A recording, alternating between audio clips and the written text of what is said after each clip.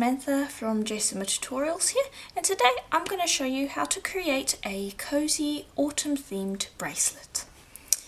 Now, to start off with, you're going to want to choose a base colour of clay, and I'm going to be using souffle today because of its nice soft, almost suede texture. Hopefully the camera can pick that up, but you can use any brand of clay you want in any colour that you want. For today I would strongly recommend a lightish colour of clay. And the clay colour that I'm using from souffle today is, let me just double check, ivory. But ecru would also work quite well if you're planning to use primer. This also has been run out to a millimetre thick on my pasta machine, or roughly the middle setting of my pasta machine. Right, then I'm also going to be using some pastels, and I'm just going to bring over the colour palette that I have chosen over there. And let me bring over the brand of pastels so you can see. I am using Chalk Pastels, and this is the brand. I highly recommend it. It goes a long way and the colours are really nice and strong. They come in a box like this, and I've selected these colours from that box. Also, the reason I'm going with those colours is because I've also chosen the cord that I'm going to be using later, so I've selected the colours that work with that cord. Alright, and with that out of the way, we can actually start the project. And just one last thing, I am going to be using this little yarn themed silk screen, and so I am going to be basing the placement of my colours off of that, in that I'm going to be putting them in lines. Depending on what pattern you are using with your silk screen, place your colours to kind of match the movement of the silk screen that you are using. Alright, now I'm just going to take these colours, and in no particular order, I'm going to scrape them across the clay, like so. And again, I am going to be going in lines so that it matches the movement of the silk screen. You could also use mica powders if you wanted to, instead of the chalk pastels. You could also swap this out for paint as well, so feel free to play around with that if you want. It does not need to be exactly what I'm doing here, just generally something similar will work.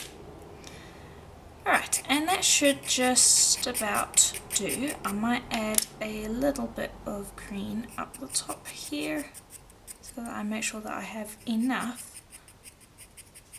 of that showing through.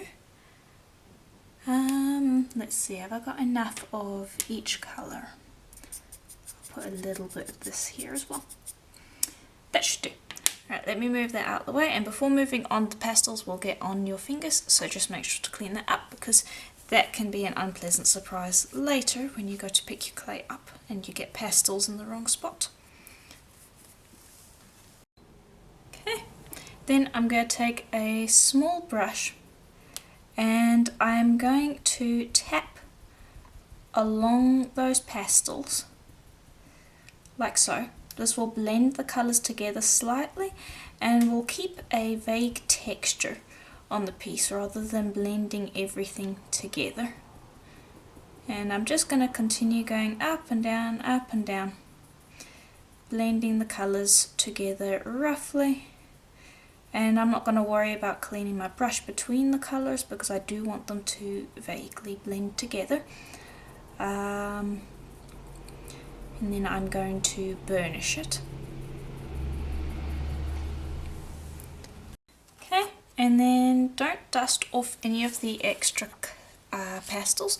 Instead, lay a piece of paper down and burnish it onto the clay so that you get a more grainy effect. And then I'm going to brush off the extra powder. This is going to burnish the powder into the clay, embedding it and giving a more permanent finish. Okay, and that should just about do. Just lift that up. Then grab a big poofy brush And again, brushing in the correct direction, you're then going to brush away any excess powder. This will also burnish it down further into the clay, and you can see how little actually is coming off after having burnished that powder down into the clay, and this will retain that nice grainy effect that you get from the powder. If you don't want that grainy effect, do that step that I just did now with the brush first and then burnish it down. And I am going to give it a second burnish because the more embedded you can get it into the clay, the better, because you don't want it lifting up and off the clay later once it's baked. Alright, and that should just about do. Now I would advise just cleaning the general area. Okay, and then I'm going to move on to the silk screen, and I'm just going to peel off the plastic back and position it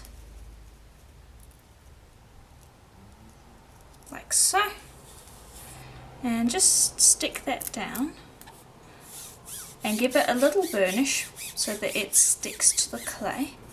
Don't burnish too hard because you don't want powders and clay getting stuck in the silk screen. You just want it enough that you don't have any air bubbles hanging out between the silk screen and your clay. Then I'm going to use this acrylic paint. I highly recommend this brand. It's the one that I use in 90% of my tutorials. If I ever do use a different one, I will point it out. But I do really like this brand of acrylic paint. So that's the one that I would recommend. And I'm just going to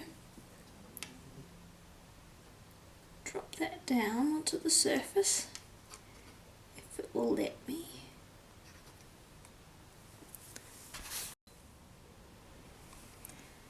There, that should do. And just pop a nice clean strip across. And then swipe to push the paint through the screen. And I like to go the opposite way as well.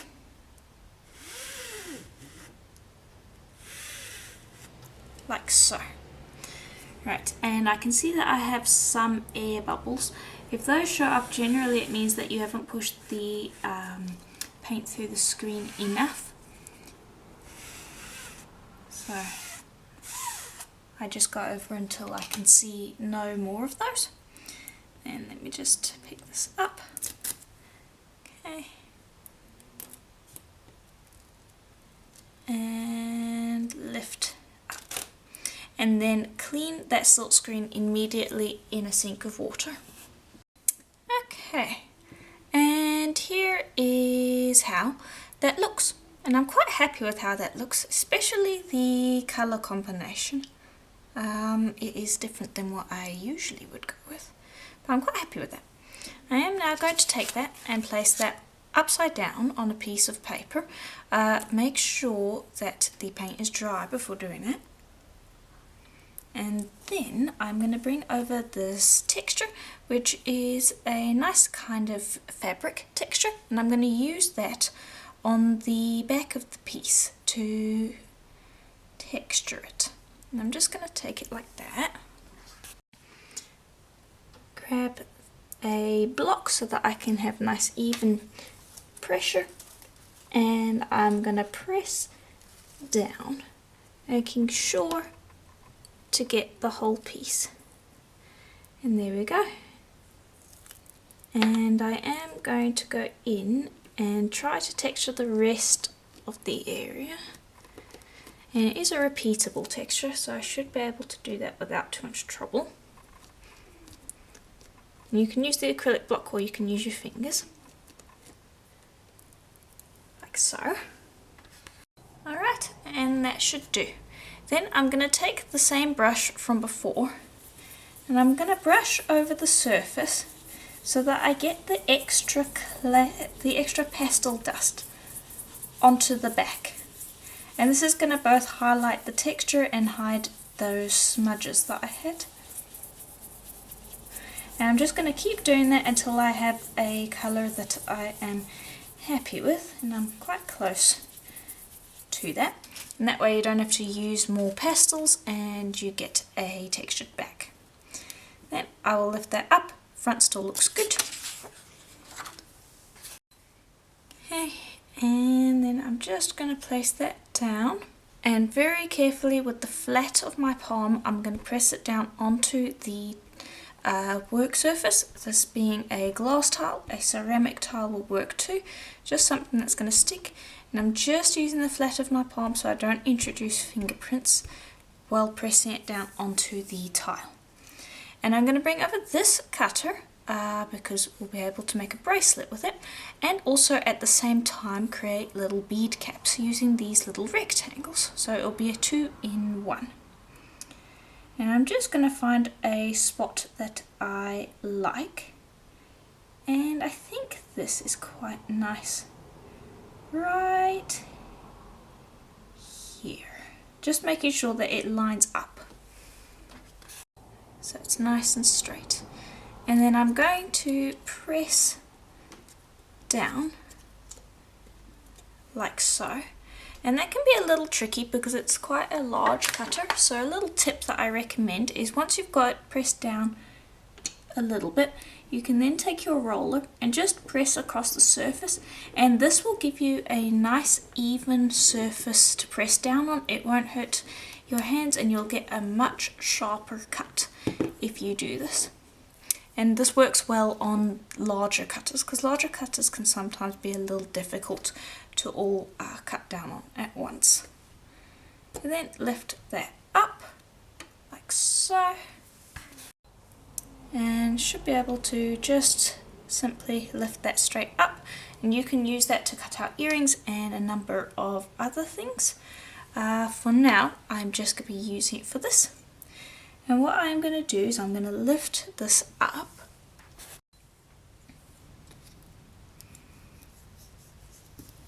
like so, and it should just lift up nice and clean like that. And you can see there what it looks like on the back. Okay, and I'm just going to see if I can get these out. I'm not sure if I cut it clean enough to get those out, so let me just quickly recut it to get those clean. And there we go. It should lift out nice and clean like that. If it doesn't, you need to recut it. But this is going to be our bracelet, and I'm going to bake that just on a jar like this so that it gets a nice curved surface. And just place the egg down, again using the flat of your hand, like so.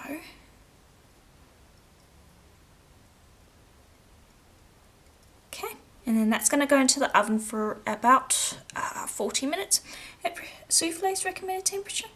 And then these guys, just gently tap down the edges, and we should be able to make some bead caps from these. They might be a little thick, so let me just test it out with the first one and then I'll show you the second one. Okay, and it should actually work quite well. So what you're going to do is you're going to take this and just give it a little stretch. I need it to be just a touch longer than it is, and that should just about do. Then on each side you're going to take your blade and you're going to cut it at a fairly extreme angle so that you get a little taper on each side. And there you can see what that looks like. It's just supposed to be a very light taper. And let me just remove that. There we go. Alright, and then you're going to grab something that you can wrap it around that is about the size or the diameter of what you want the bead cap to be on the inside. And then you're going to take this and you're going to wrap that around the piece like so until it meets together, and then just give it a good old squish. And if you need to, you can add a little bit of liquid clay to get these two halves to stick together, but in general, especially because we cut it and gave it a nice clean edge, it should stick together perfectly well. Okay, then just leave that like so. Bring over the piece from before and grab any circle cutter that fits the diameter of your bead cap and the mandrel that you're cutting on. Cut out a piece of clay like so. Put that back to the side. Take this, and actually before we do that, pop that and then just squish the sides a little bit so that you bevel them inward. Like so. And then pop that on top. Try to center it and then start squishing that down so that it meets the top of your bead cap. Now this bead cap is not going to be the most tidy. I actually want it to look a little rustic. If you wanted it to be more tidy, you can absolutely take a little more time with it if you want, but I want it to look almost patchworked. So that's why I'm just kind of squishing things together here. And then to get it all solidified, take any kind of rolling tool and just gently start rolling along the edges to bind the top and the sides together and to smooth out that seam line. Like so. And just continue doing that until that is smooth. Like so. And that will ensure that it's all stuck together. Okay, and then you should be able to just pop that right off, especially if you're using something wooden, and then just tap the top like so, and tap the bottom to smooth things out. Remember, you can give it a little sand later on to smooth out anything on the bottom that isn't completely fixed up. And I have done the other one, and just pop them together and make sure that they're the same height, like so, and you can see there how they look. Okay, and then those are going to go into the oven just like that on a piece of paper so that they don't get shiny spots.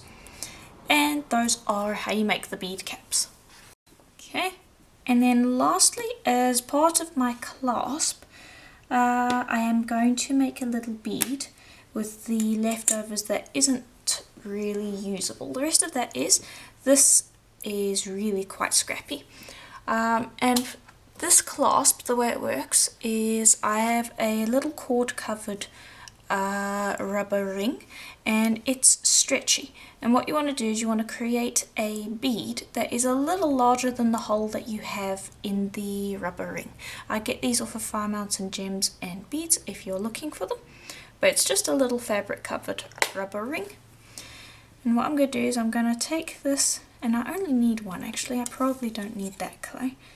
And I'm just going to chop this clay up, like so.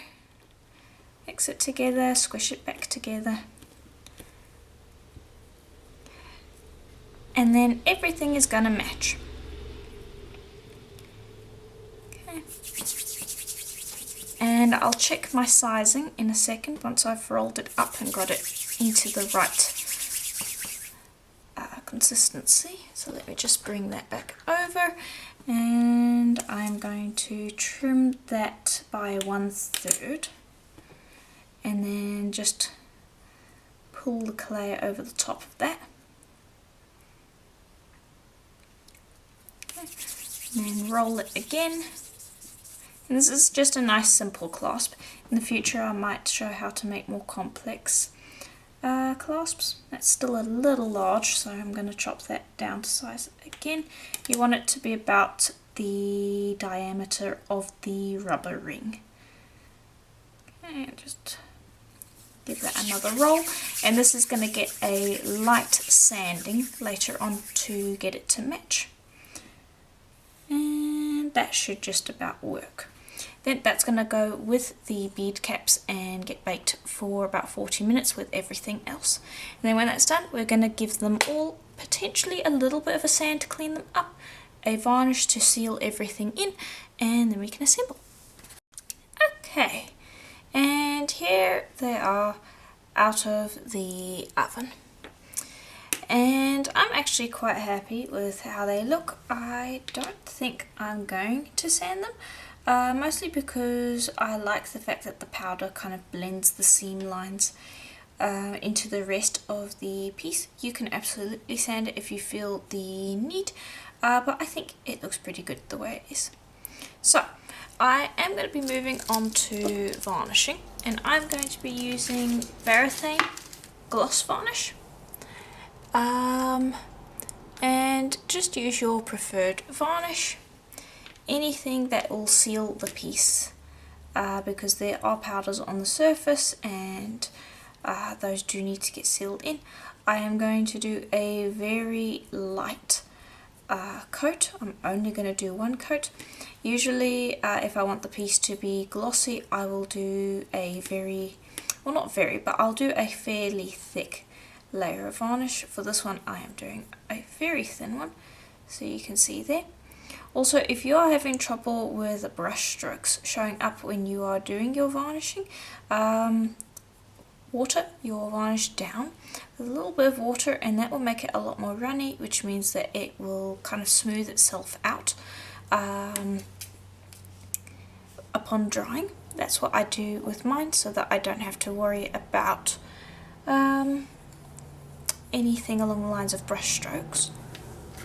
And I'm just going to bring this over so that I can hold this while I am varnishing it.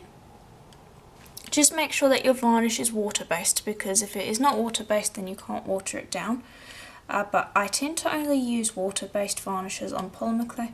The oil-based ones give me a lot of trouble. So Pearl X varnish and Varnishing varnish are the ones that I use. Alright, and there we go. That's how you would varnish the bead cap. And then for the bead, what I'm going to do is I'm going to drill that partially, and I'll show you how to do that. Just pop this to the side, grab this, and I will just choose a spot. Here we go, this will work. And I need to drill the whole way through anyway for the assembly process later, so I might as well do that now. And then I will suspend it on a wire and give it a brush. Usually I will dip these pieces, but that tends to give a thickish coat of varnish, and I don't want my piece to be that glossy. I just want it to have a light shine and enough of a seal to protect the powders. Alright, and there we go, that should just about do. And actually, to keep it easy, I might just keep it on the drill and varnish it there, because I just want a very light coat. And that's how I would coat all of my pieces. If you want it to be shinier and to have a glossier finish, then apply a little bit of a thicker coat and apply 2 coats. That generally will give me a very nice glossy finish, but I don't want that for these ones, so that's why I'm not doing that. Okay, and here is how they should look once they're dried. You can see it's not a completely shiny finish, it's more of a glossy satin finish. And that's what you get when you have only one coat. Now, the last thing we need to do before starting assembly is to take the bead caps that have been made and to just drill a hole at the top so that we can insert wires and such for when we attach them to the cord. And just make sure it's a nice clean hole, like so. Alright, and then we're just about ready to go. Now, I've already done 1/2 of the cord. Whoops, runaway bead. Alright, I've already done 1/2, that being the first part, and I'm going to show you exactly how to do that. It's the exact same method on the other side. I've taken the sari ribbon and I've cut it into 6 pieces. And I'm going to take that and just thread that through like so. and that should give you, it should fill the piece out without being too stuck. I could probably put another 2 pieces in here if I wanted, but I think this is enough. Then I'm going to grab all these pieces right at the end, and they should just be pulled tight. Make sure that it's all nice and even, all good to go. Then you're going to grab some nice thin copper wire, or wire that matches with your cord, and this is the wire that I have.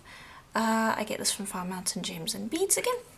And what I'm going to do is I am going to leave it on the spool, and I'm going to give myself a good amount to work with. And grab these cords. If you have a cord end that is big enough, you could use that as well, but I don't have a cord end big enough, so I have to kind of make do with the wire. You're going to take that and you're going to start wrapping that around the cords, and I'm just making sure that I'm not too far up. There we go. Alright, and you want to hold that, and you want to get as tight as possible. And it doesn't matter if the wire overlaps a little, just get that cord wrapped tightly, leaving a tail like so. Then you're going to take the other end and you're going to wrap up the other way, again overlapping until you get to the top like so. Then cut that off, can put that away. Right, and the cord should be nice, and you should be able to pull on this without the cord slipping out. That is very important. Then take these 2 wires and just trim the extra cord around them, because there's a lot of extra cord there that is not needed, and this just makes it easier to see what you're doing. Okay, and take these 2 and just pinch them up together like so. Grab your bead cap and just thread the 2 wires through that hole, and just bear with me for a little while I get that right. There we go. Then grab those and pull those 2 down and pull tight so that that cord is nice and up in the bead cap, and then bend those over to keep them in place, and then take the other one, bend it the opposite way. Alright, then grab a round nose plier like so, and then wrap that cord, or not cord, excuse me, the wire around and under and give it a loop. Then go in and trim that tail. This wire is really soft, so I just use those because they can get in nice and tightly. And then I'm going to do the same with the other one. Just give it a loop to lock it into place, and then remove the extra little piece. And then using a pair of flat nose pliers, just work those little tails of wire around so that they're not just hanging out there, because you don't want to nick yourself on those, because those will be quite sharp. Alright, and that should do. And then I'm just going to pop that loop into place. And there we go, that's how you attach your bead caps. And then just situate everything so that it's sitting nice and comfortably. Alright, then to attach the clasp, you're going to take your bead and you're going to grab a copper head pin or ball pin in this case. The ball pin is where it's got a little ball at the end.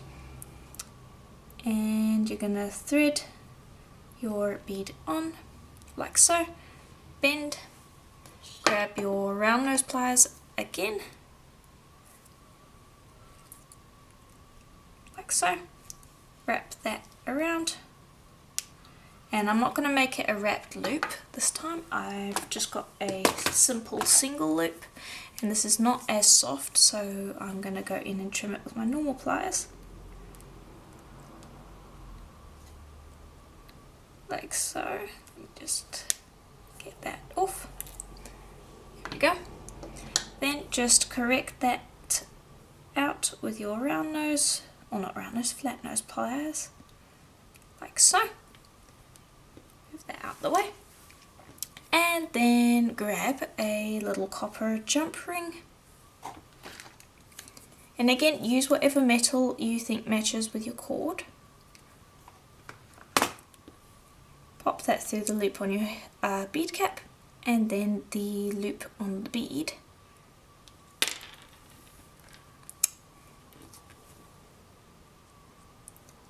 Like so. And close up. And there we go. That's all you need to do. Then you can flip this around, and to close your clasp you slip that over the top, and there you go. You've got almost a toggle clasp going. And that is the bracelet. Nice and simple, quite cozy as well with the cords, and quite effective when you make your own clasp. But yeah, that is pretty much it for today's tutorial. I do hope that you enjoyed. This one is quite a simple one to make, but I think it's quite effective and is a really nice bracelet for autumn. You can see this getting worn with a jersey or any kind of warm weather clothing on. It's quite nice, and the colours are just really nice and warm. Feel free to swap out the colours to anything of your preference, and if you have questions or suggestions for future tutorials, leave them in the comments below and I'll get to them as soon as possible. And if you liked the video, please do consider leaving a like and subscribing, as that helps the channel out and gets this tutorial out to more people who like doing polymer clay. And if you'd like to support the channel further, please do consider becoming a member. There is a join button just below this video, or there is a link to my Patreon account in the description below. Both are a great way to support the channel and help me continue creating videos just like this one. Another way to support the channel is to check out my Etsy store, where I sell things such as the cutter and the silkscreen that I used today, while also getting some polymer clay goodies for your own projects. But yeah, that is pretty much it. I do hope you enjoyed, and I will see you in the next one. Bye for now.